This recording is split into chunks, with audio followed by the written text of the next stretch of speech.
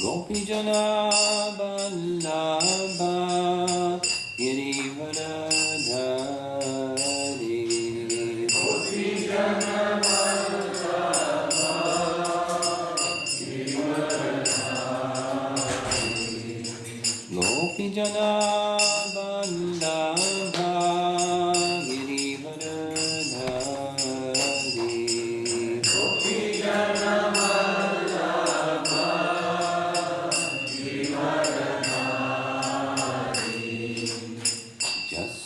Jasodhanandana Braja Januranjana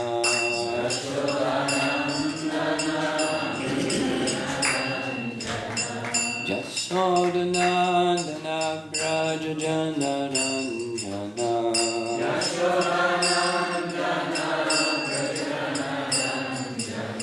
Yamuna Tira Vanachari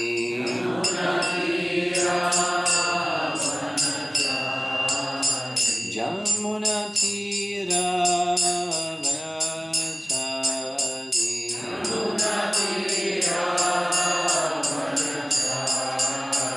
Jai Radha Madhava Kunja Vihari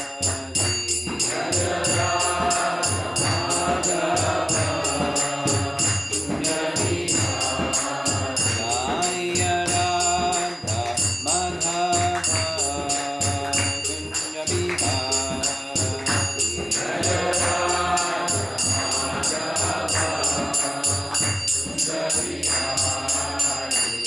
Gopijana Vallabha Girivardhari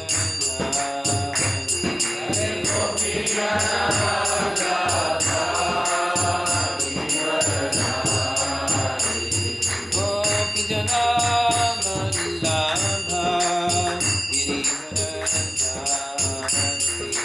Gopijana Vallabha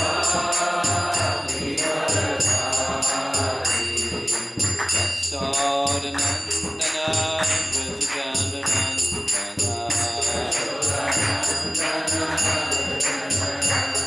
Jasodhanandana Brajajanarandana Jamuna Tira Vanachari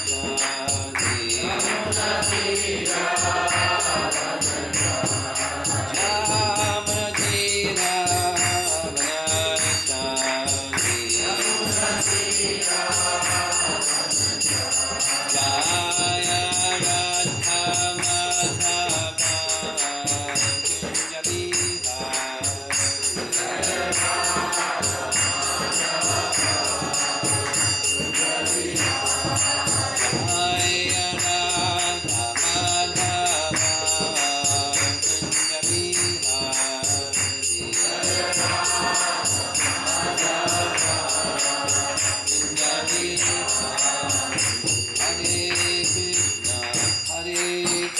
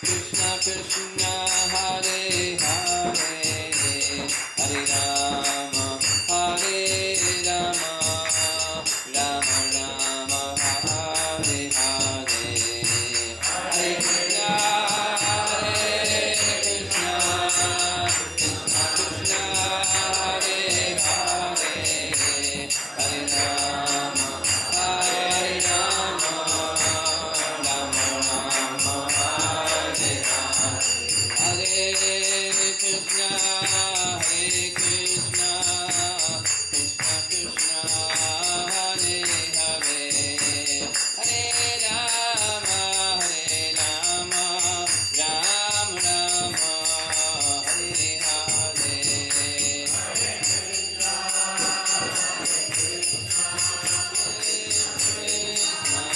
Hare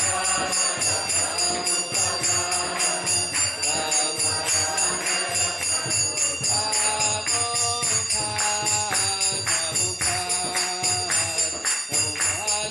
Rama Rama Hare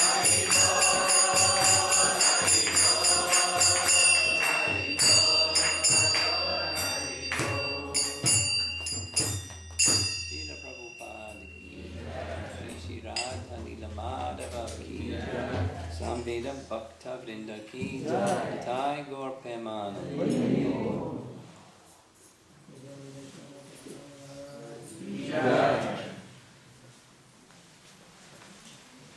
Before we begin,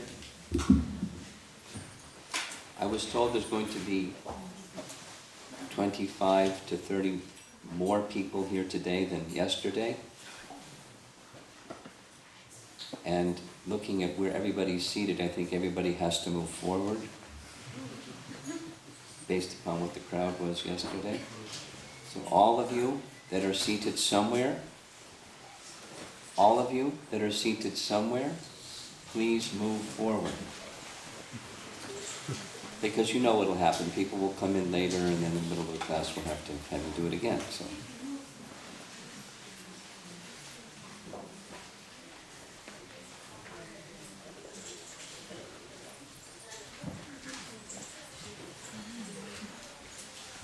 Somehow the temperature seems to be cooperating also.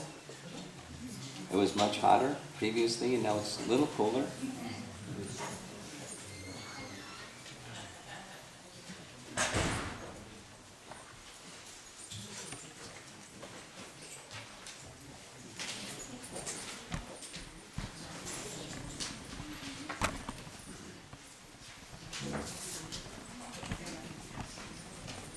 Okay.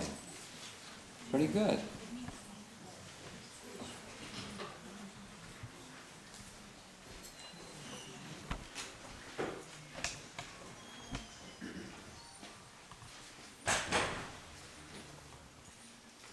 So, in our Japa retreat language, this is 64 round day.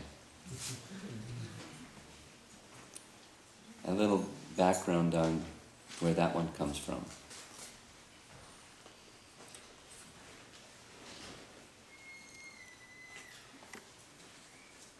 Bhaktisiddhanta Saraswati Thakur, you might be interested to hear this, those of you that are a little newer at chanting. He recommended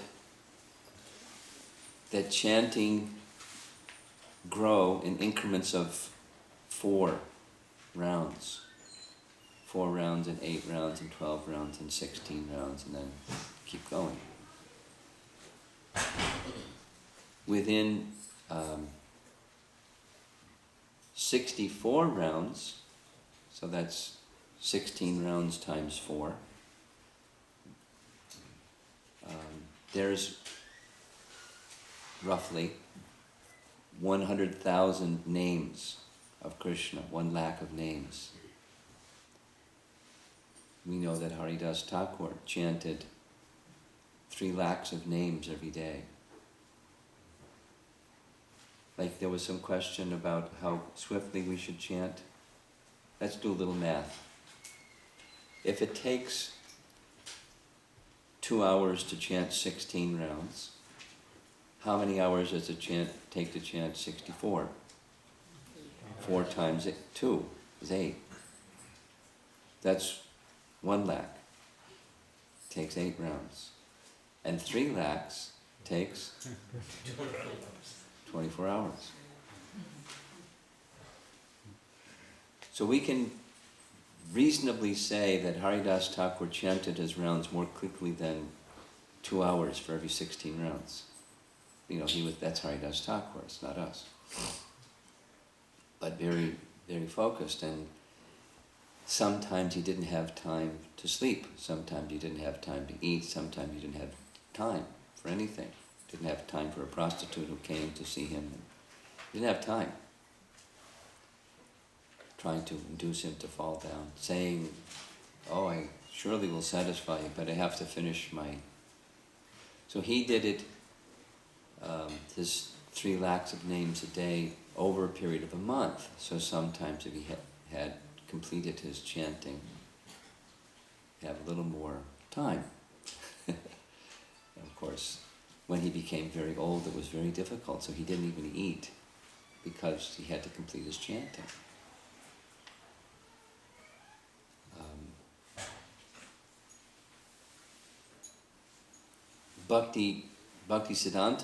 Chaitanya Mahaprabhu spoke about nirbandha. Nirbandha means like nirbandha Krishna sambandhe yuktam vairagya uchate. Bandha means bondage or bound, and nirbandha is very, very strongly bound. This is the language, the term that Chaitanya Mahaprabhu used to describe those who are fixed in the chanting of the holy name. And he, at one point, made a declaration in Puri that he would only accept invitations for lunch at the homes of those who were Lakeshwara. And people thought, "Oh, this doesn't sound right. Somebody has to be very rich. They have to have 1 lakh of rupees, otherwise he won't eat at their home." But they didn't want to say that. They thought, "Why is he speaking like this?" So finally, Srup Damodar said, "People are asking, why are you speaking like this?" He said, "Not people that are rich, that have 1 lakh of rupees, but people that chant 1 lakh of names a day. I'll only take meal at the home of those who chant 1 lakh of names a day." That was in Puri.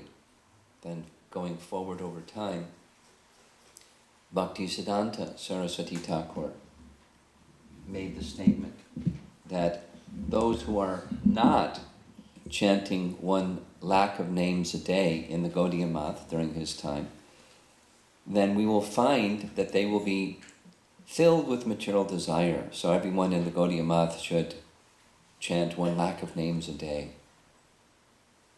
That was the standard.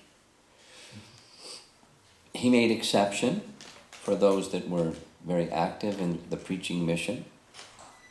They would chant 16 rounds a day, but otherwise, that was the standard, 1 lakh of rounds every day. So we're going to have that experience of chanting 1 lakh of names a day.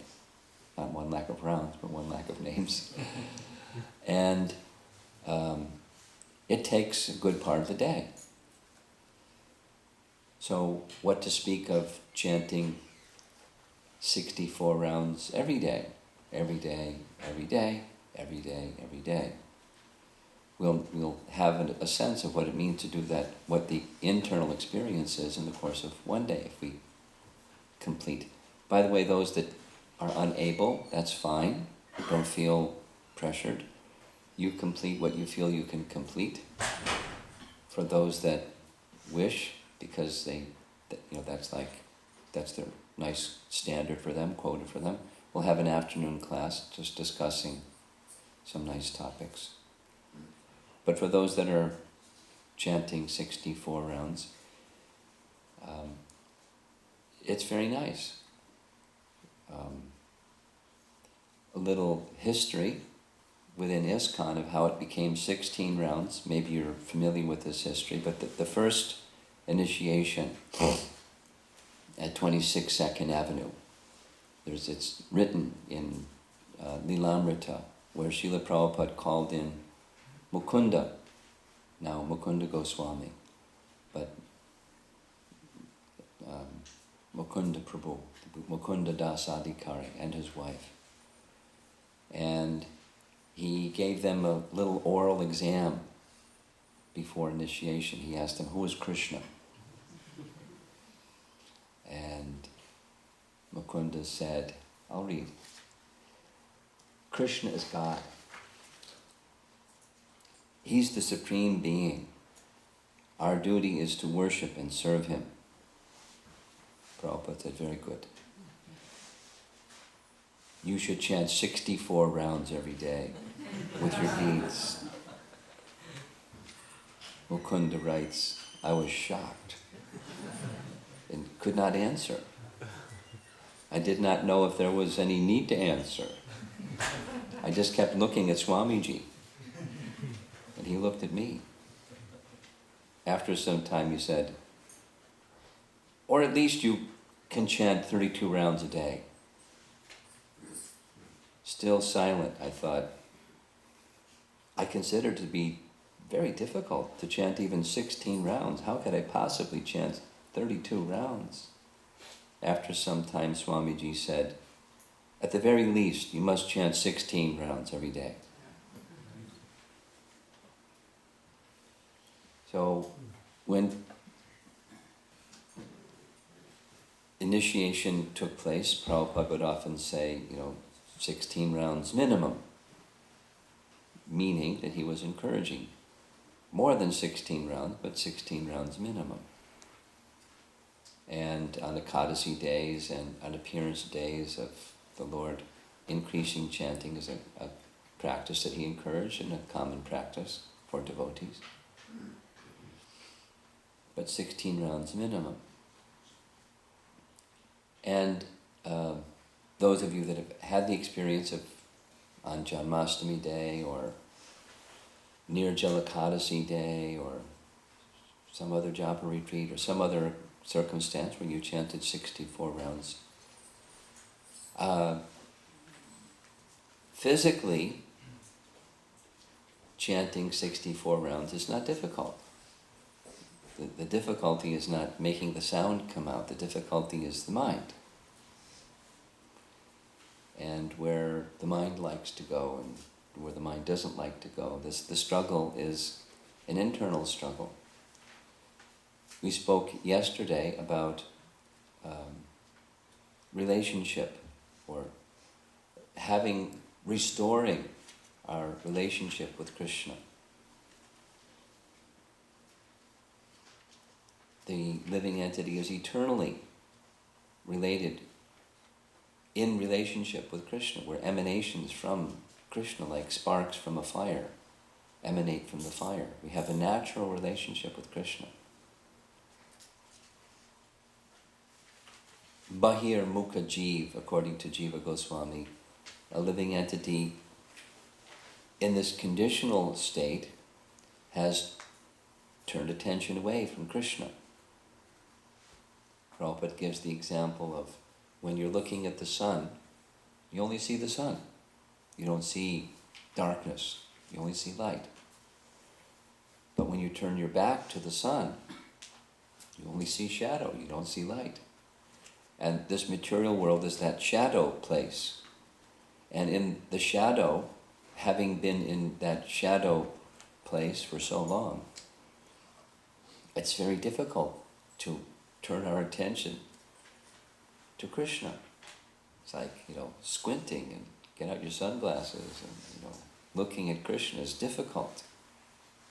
So while we're chanting 64 rounds, or chanting extra rounds, even chanting at all, there's this conditioned tendency that turns us away from Krishna.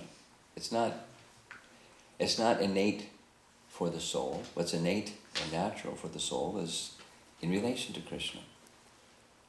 So, Japa retreat, this 64-round day, is an opportunity specifically to bring our attention to Krishna. And one of the exercises that we did yesterday was the mind prompting you, there's so many things to do, because that's our conditional life, where we have so many things to do. There's so much to do. And the mind is dictating this thing, that thing, because that's how you're responsible. You do this thing and you do that thing, and our life is filled up with so many things, except for one thing. Turning our attention to Krishna. So this is a day, the determination for all of us is this day, just this one thing. All of the other things, they'll take place in due course of time. Just this one thing. And this is a very good practice when you're chanting your japa every day. It's very sacred time. It's the most important part of your day. It's time with Krishna, that part of your day. It's best, it's early in the morning. How many were able to get up early this morning and do some chanting? In anticipation of a long day of chanting, it's very nice. Every day it's very nice. But during that period of time, here's a practice daily and a practice today. Practice daily is those things that are important. Here's a multiple choice question. If you're very Krishna conscious, and those things that you have to do, will you do them better if you're very Krishna conscious, or if you're kind of splayed out in your Krishna consciousness? Very easy to answer. Very easy to answer. Very easy to answer. I've had the experience of having devotees monitor their sadhana. In fact, there's a sadhana chart. There's different sadhana charts. I like the simpler one. But those that have diligently tracked their sadhana, their daily chanting, the experience, 100%, not most of the time, 100% is those days, it's even day by day, when I chant with attention, the day goes very smoothly. Boom, boom, boom, boom, boom. And those days that I don't chant nicely, even simple things become a struggle, and then struggling things become impossible, and impossible things are overwhelming, and it's all based upon one thing: the quality of chanting. And rising early helps quality chanting, because it's before normally people are doing things.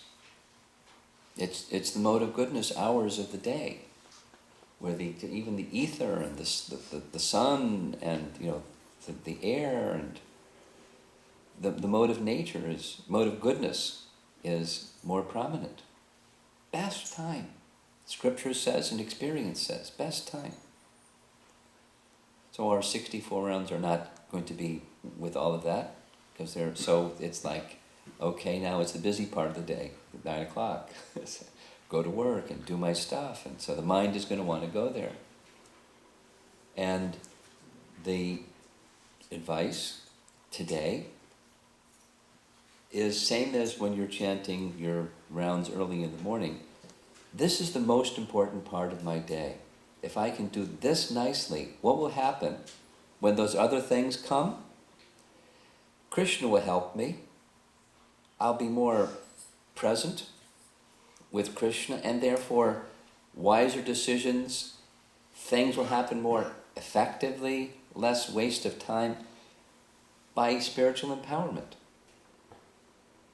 Just if I do this one thing.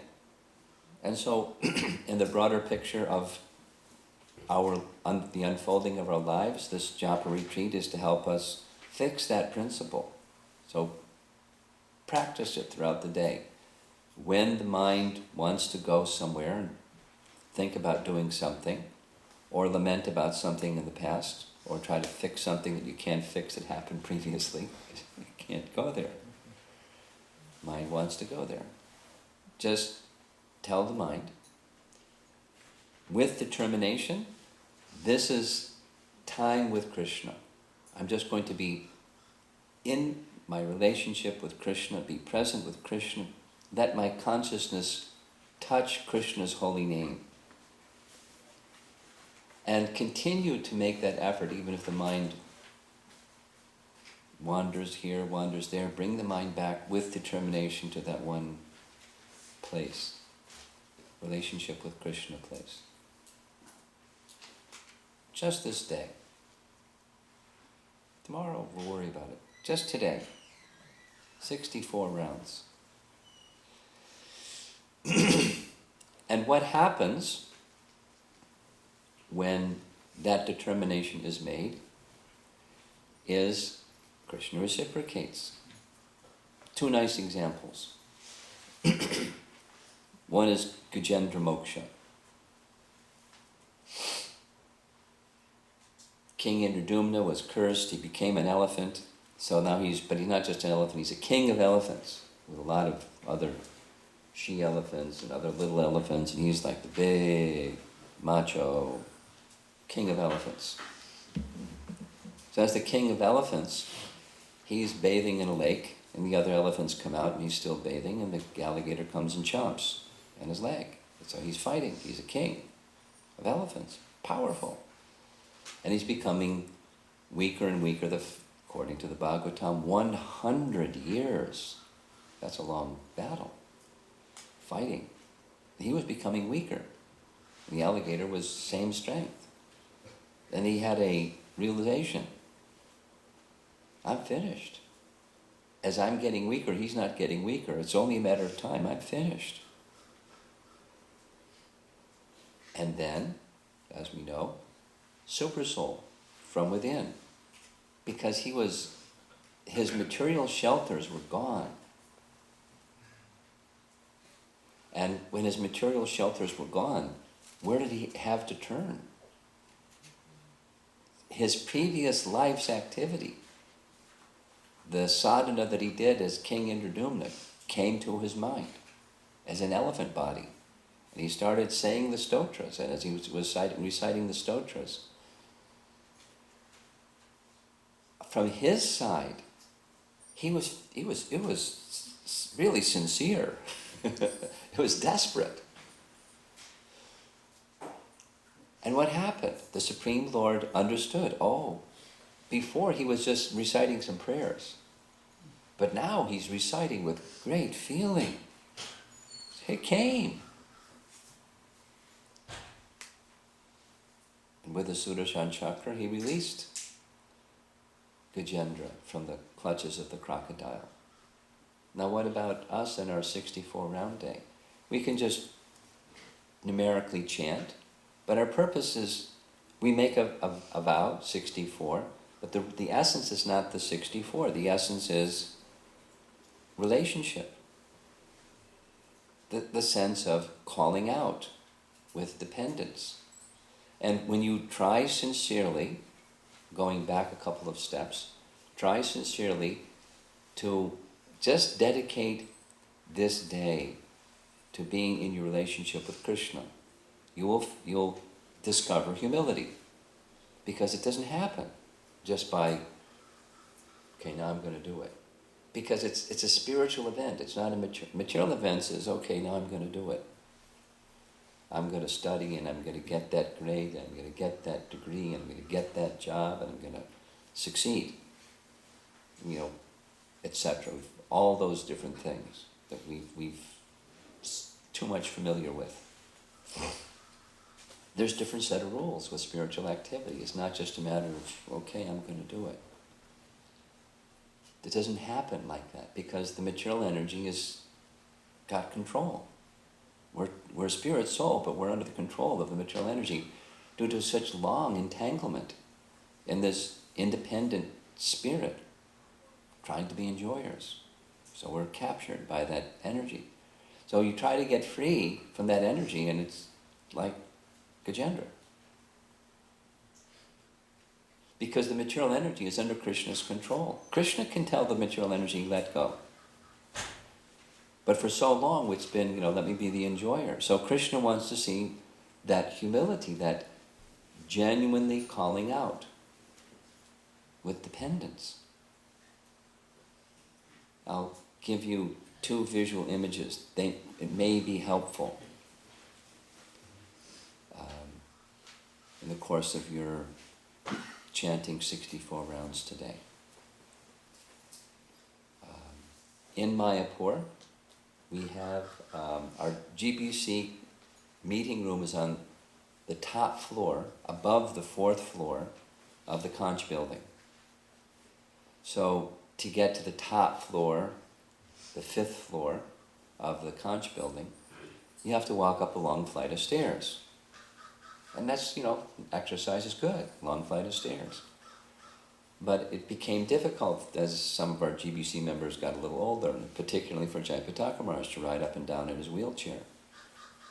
So I didn't know exactly what was going on. I found out later. They planned to build an elevator shaft. Now there's an elevator. But before there was an elevator, they were building the shaft. And I recall specifically walking up a flight of stairs, and there was a bird sitting in a little bird nest. And the bird nest was like really rustic. It was like 10 little sticks that she somehow put together and sat there while everybody's going up and down the stairs. And you could see her eyes watching people coming, going up, coming down, just sitting there like attached to her little nest. I couldn't figure it out because even you go like that, she just like opens her eyes wider, but she wouldn't move. She was like in her little comfort zone, her nest, her space. And we're like that. I mentioned yesterday, we have our comfort zone, and even we come out to the Brazos Bend State Park, and we're carrying our minds with us, and all of the stuff that we have to do, and it's like that little bird sitting in that little nest. We're attached to our way of being and our sense of who we are and our upadhis and the whole package. This is an opportunity to move from that space to a relationship with Krishna space. And try to do it and you'll experience humility. But it's great because your effort plus the recognition of your inability to do so, that's humility. And when you're calling out with humility, then Krishna's saying, oh, they're depending on me. So I didn't take a picture of that bird sitting there looking, watching, but there's another picture that I have in my computer, and it's a picture of 3 little baby birds that don't have their feathers yet. They're in a nest, and there's the, mother and father bird. And one of the, I guess it's the mother bird, is there bringing something to eat, a worm or something yummy like that. And the birds have their necks really stuck out with their mouths wide open. Just you can't hear them chirping, but you can imagine they're chirping, and they're completely dependent on the mother bird feeding them. If the mother bird didn't feed them, they're finished, because they can't go and get their own food, and they're eager necks stretched, mouths open. So in that mood, call out Krishna's name in a mood of helplessness. Another little Prabhupada story. This was in New York, in the Brooklyn, Prospect Park in Brooklyn. And Prabhupada was going for a morning walk. And it was in the late fall, early winter. It had become very cold that night, and so there was like a little film of ice over the lake, little pond. And so Prabhupada was walking along the path, like, a paved path in the park, and he saw over there was a pond. So he just took a right angle turn and went over to the pond. So everyone followed Prabhupada, like little ducklings following your mother duck. And he went to the edge of the pond and looked into the pond. And there were a group of ducks that came swimming, and they even broke that little film of ice just to come. And they were doing like that with their quacking to get, because people that go to parks feed the ducks. So Prabhupada pointed with his cane and said, "What is the lesson?"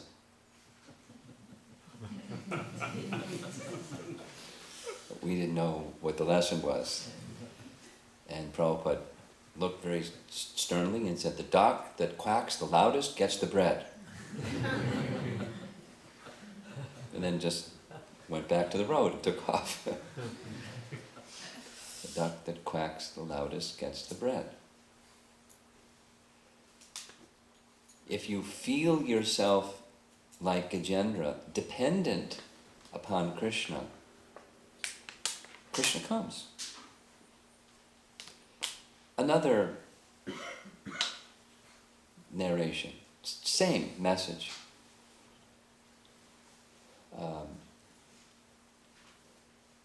This is Draupadi speaking to Krishna. After the scene where Draupadi was being attempted to be disrobed and she called upon Krishna and Krishna came, later Draupadi was having a conversation with Krishna and said, "Krishna, why did you wait so long? It was very difficult. Dushasana is so strong." And Krishna said, "You weren't calling me." He said, but you're your only shelter." He said, "Yes, but first you were turning to Bhishma Dev, looking for Bhishma Dev for a solution. You didn't need me. And then you turned to Dhritarashtra and looking for Dhritarashtra to make a solution. You turned to your husbands and you're looking for your husbands to make a solution. But when you called my name, I came at once. When you called dependent upon me, I came at once."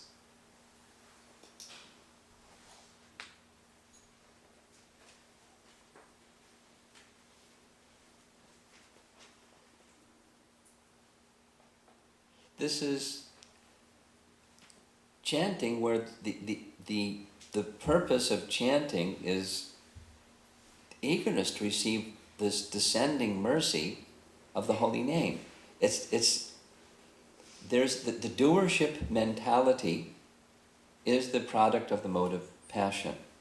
The mode of passion says, I want, I'll do, and I'll get.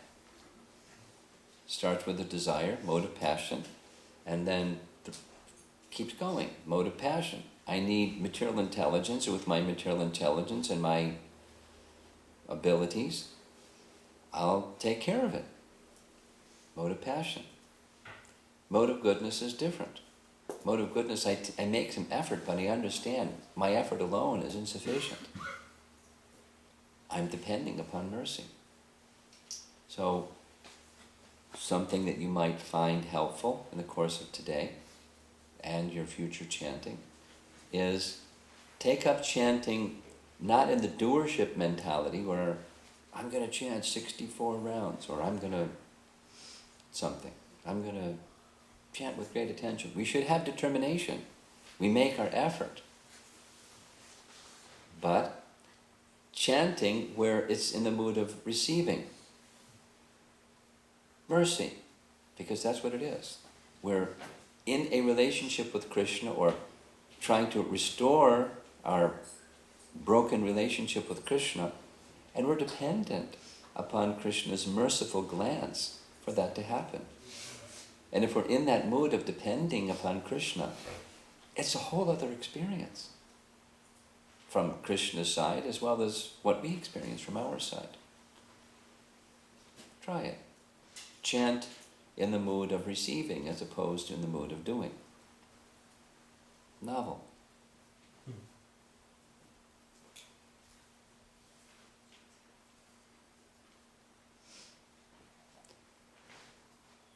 One other example is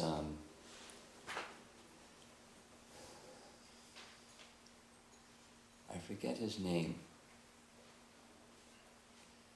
The father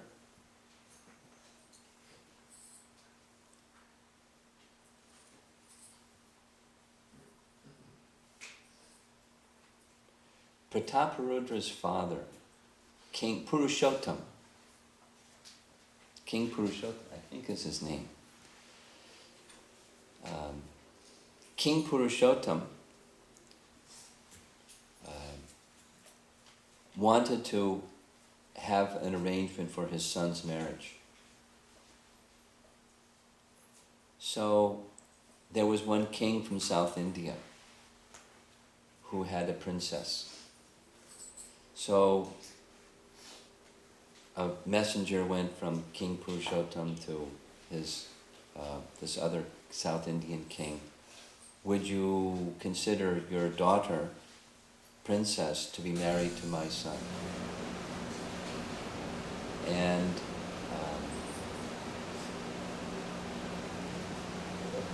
the invitation was accepted, and I will come and pay a visit, and we will have some direct dialogue.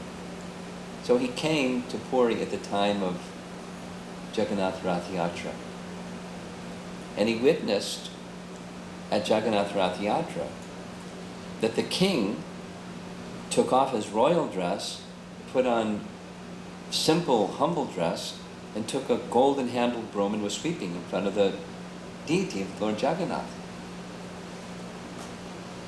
The king became furious. He left the Rath Yatra, sent a messenger back saying, my daughter's not going to marry any street sweeper. So King Purushottam was insulted. She says, all right, I'll declare war and kidnap the daughter and bring the daughter back forcibly and marry my son. I'll show him. He says, anyone who insults Lord Jagannath in this way, I can't tolerate that. So with his whole army, he went to the South India kingdom, fighting valiantly for the honor of Lord Jagannath and the servants of Lord Jagannath. And his whole army was defeated. And he was astonished. He came back, humiliated and disturbed, and spoke with his ministers and said, how is this possible? I went to defend the honor of Lord Jagannath, and I was defeated. So his minister said, before you took your whole armies to go fight this battle, to protect the honor and name of Lord Jagannath, did you go before Lord Jagannath and offer your prayers, seeking his blessings? I said, oh, I forgot to do that. So go do that. And then take your armies once again and you'll be victorious. Jagannath and Balaram will help you personally. You seek their personal blessings. So he did that. And as he was traveling with his armies heading in the southerly direction, they stopped at one village, one place, for supplies, because as they say, an army travels on its stomach. You've heard that one before?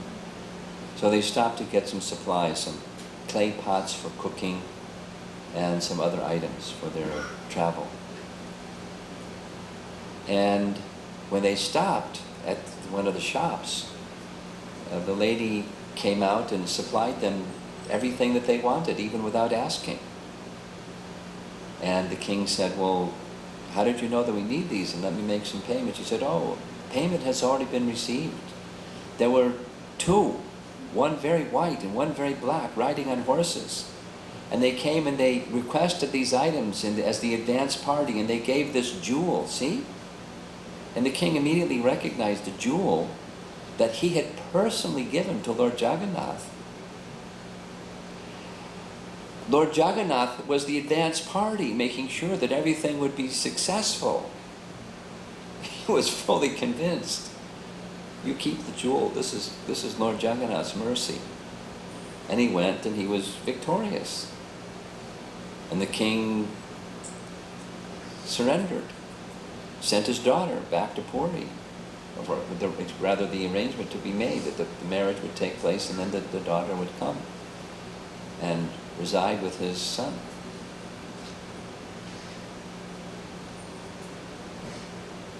Message is, even we're undertaking something that's Krishna conscious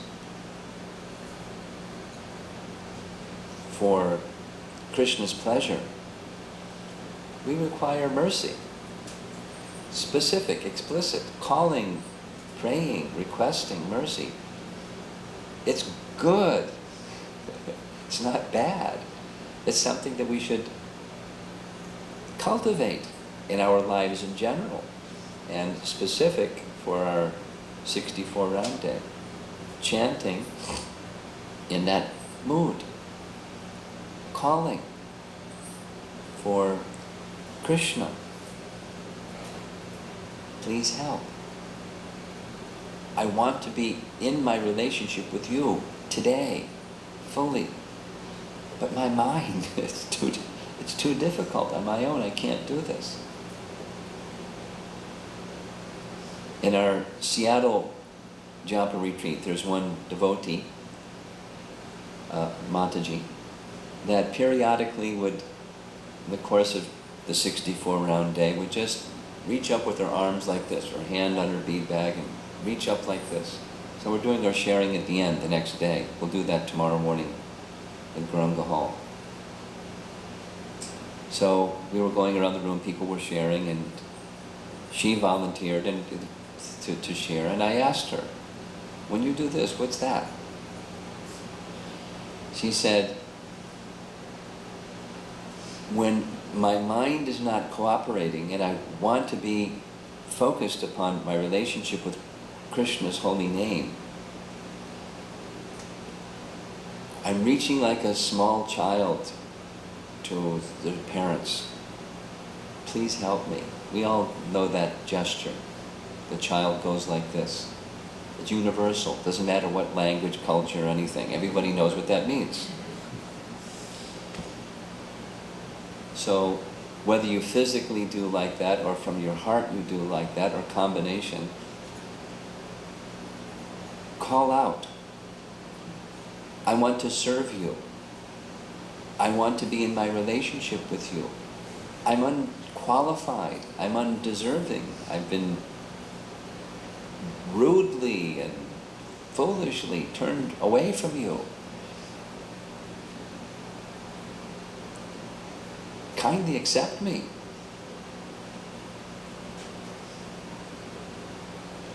Please help me. In that mood of feeling our legitimate dependence upon Krishna, take that up. when those periods of struggle come, and bring the mind back to that main purpose of our 64 round day, being focused in our relationship with Krishna as much as we can, and take strength from the association of the other devotees. This isn't a big space, but the air conditioning is here. So stay, we mentioned this yesterday, as much as possible, try, stay.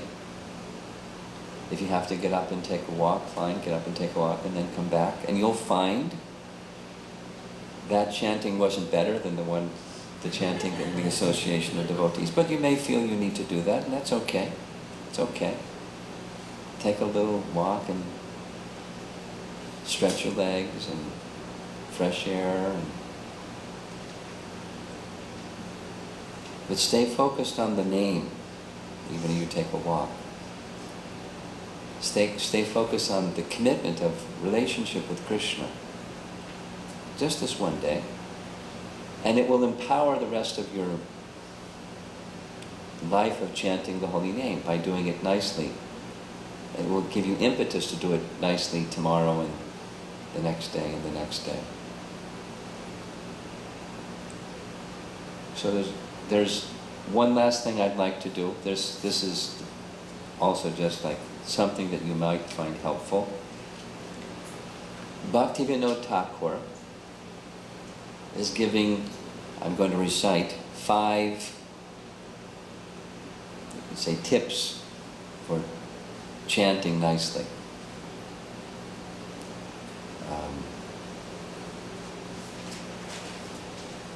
And here's the paraphrase of his writing in Bengali. When chanting Japa, remember Krishna's name with affectionate respect. In other words, you add an affective or a feeling component to the activity, not just the activity. A relationship with Krishna, where the feeling is affection. Although my heart may be hard and dry, there's a natural affection that's there. And extend that with respect.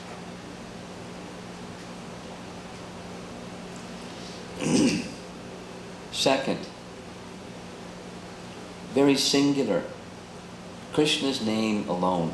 Let your attention, like Vyavasayatmika Bhuti Ekeha Kurunandana, like that verse from Bhagavad Gita.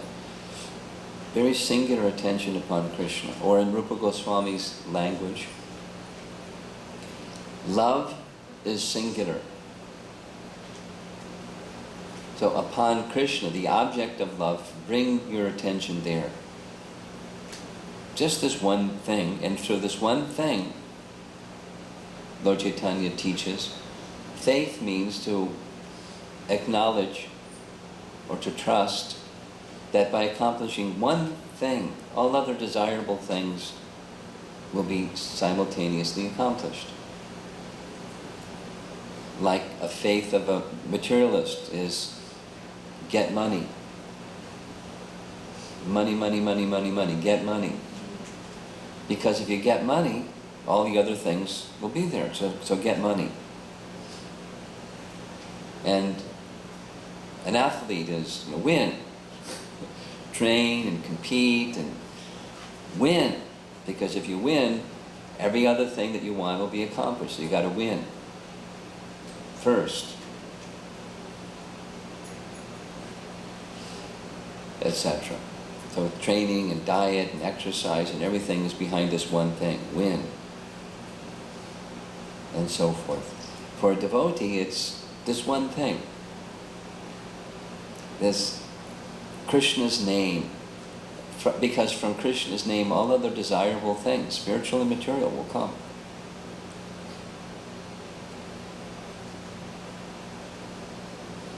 Next, he speaks of purity. It's kind of the flip side. Other things don't belong there. So if something else comes into the mind, and cleansing is like that. Classic example that Prabhupada gave is Kurandar, who during Prabhupada's time was a fantastic manager. LA temple president, kind of like a wizard with organization, because it was very complex with no real systems, and he was such a good manager. But he confided in Srila Prabhupada that before I became a devotee, my mind was more peaceful. And I'm doing all this management. My mind is so filled with stuff. What to do? Am I doing something wrong? Prabhupada gave the example that you go into a room that hasn't been cleaned in decades, and you turn on the light, the first thing is you see all the dirt and accumulated dust, and you start cleaning. And what happens when you start cleaning? The dust goes flying all over the place. Continue cleaning, and after that cleaning and cleaning and cleaning, finally the place becomes clean and it's very inviting, sparkling. But in the process of cleaning, something that's been neglected for so long is going to be disturbing. So somebody was sharing with me just yesterday, so many things when I, like this statement that Krandar made. Before, I was more peaceful. Now, so many impure, so many things I've done in the past. I wasn't recognizing they were impure, but they're coming into my mind. It's just when chanting. What do I do? Continue chanting, and you tolerate those things. You don't latch on to them or meditate on them, do not invest consciousness in them. Discard them. And bring your attention to the holy name. So that's strive for purity. Let go of those impure things.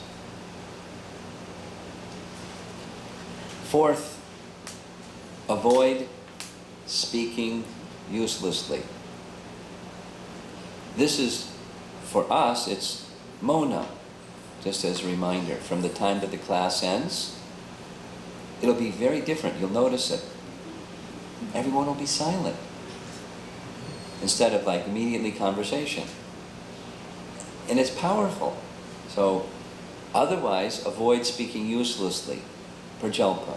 Speak about Krishna, that's nice. And otherwise, avoid speaking uselessly. The tendency just to say something, or say something, or say something, or another something, or another something. Just fill that space with something. So avoid that. That's a fourth item about improving chanting. Use the tongue for one purpose and not for other purpose. And the fifth item is also from Hari Bhakti Vilas, but it's you contemplate on the meaning. In the Gajendra Moksha Lila, he never mentioned the name of the Supreme Lord. Prabhupada comments in Acharya's comment. Lord Shiva didn't come, Lord Brahma didn't come, but Lord Vishnu came. Not because he called Lord Vishnu's name, but it was very clear to both Lord Shiva and Lord Brahma, he's not calling me, because he's calling the Supreme Personality of Godhead in various ways of describing him. And his heart was set in that way. And therefore, Lord Vishnu came. So, when chanting, contemplate who it is that we're calling. Not mechanical, but as I was describing, like this, the Ajamila Leela. When Lord Vishnu heard, or Narayana heard, Ajamila calling his name, the Lord felt something. He felt, he's calling my name. I must come and protect him. That's the nature of the person whose name we're calling. We may be dull, we may be hard-hearted. He's not. He's very affectionate, very loving. So, Bhaktivinoda Thakur's advice is contemplate the meaning of the mantra, the spirit of the mantra, the person whom we're calling, and enter into the spirit of a hymn in Prabhupada's language. So some of those items may be of help, an asset, a tool to help you in the course of the day. So I'm going to end so that we can carry on with our 64 rounds. Breakfast is ready? It's ready. Yes? Maybe, yes. 5 minutes or ready? It's ready. Yes, it is ready. Okay. So good luck, all of you. You know where the air conditioner is? There's Tulsi in the middle of the room. Here's Srila Prabhupada. There's mantra signs. There's the vibrant devotees calling Krishna's holy name. There's Krishna in your heart who is recognizing your sincerity, and have a nice time associated with Krishna today. Srila Prabhupada ki jai.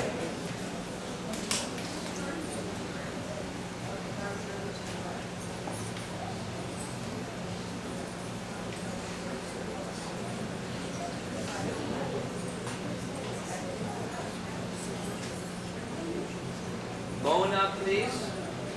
Everyone, please observe